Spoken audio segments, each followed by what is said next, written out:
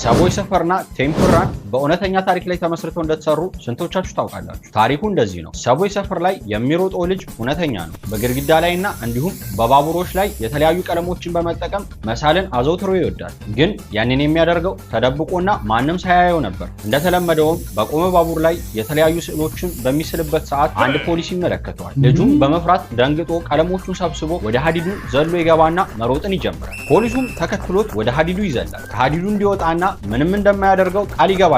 ልጁ ግን አላመነውም። እንዲሁም ስለፈራው ሩጫውን በፍጥነት ይቀጥላል። ታዲያ ፖሊሱም ደጋግሞ በመጮህና እንዲመለስ እየለመነው ተከትሎት ይሮጣል። ታዲያ ያኔ ነበር በፍጥነት እየመጣ የነበረው ባቡር ልጁን ገሎ ሕይወቱን ሊያሳጣው ችሏል። ፖሊሱ ደርሶበት ሊያድነው ባይችልም ፖሊሱ ራሱን ሊያድን ችሏል። ታዲያ ያኔ ነበር አባቱ የልጁ ማስታወሻ እንዲሆን ያንን ጌም የፈጠረው። ግን በዓለም ላይ እጅግ ተወዳጅነትና ተቀባይነትን አግኝቷል። እንዲሁም ቴምፕል ራንን ሁላችንም እየተቀባበልን በየተራ በፎረሸ ተጫውተን ሰውየው ያለምንም እረፍት ይሮጣል። በኋላ አውሬ መሰል ጭራቆች ሲያባረሩትም ይታያል። ግን ያ ጌም ብቻ ከመሰላችሁ ተሳስታችኋል። ሰውየው አንዳንድ ምርመራዎችን ለማድረግ ጥቅጥቅ ባለ ጫካ ውስጥ ነበር። ካሜራውንም ይዞ እያንዳንዱ ነገር እየቀረጸ ነበር። ድንገት ግን ከየት እንደመጡ የማይታወቁ አስፈሪ ጭራቅ መሰል ነገሮች በኋላ ያሯሩጡት ይጀምራሉ። ሰውየው ራሱን ለማትረፍ ምንም ያክል ቢሮጥና ቢያመልጥ ከነሱ ግን ማምለጥና መትረፍ አልቻለም። ታዲያ ሰዎች እንዴት እንደሆነ በማይታወቅ መልኩ ያንን ካሜራ ያገኙታል። ታዲያ ከፍቶ ሲመለከቱት ሲያሯሩጡት የነበሩ ጭራቆችና እንዲሁም አሟሟቱን ይገነዘባሉ። እናም ለሱ መታሰቢያ በማለት